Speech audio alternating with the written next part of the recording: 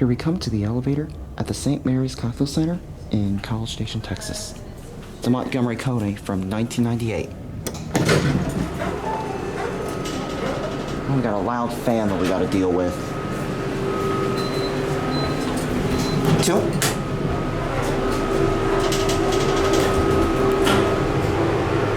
Oh my! Diesel DC! Man, that was startling. Wow, what a big jolt that was. Sorry about the holler, guys. It just startled me out of nowhere. Ooh! Diesel DC! That jolted going down?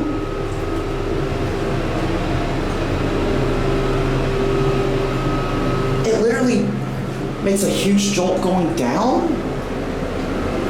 This elevator is something.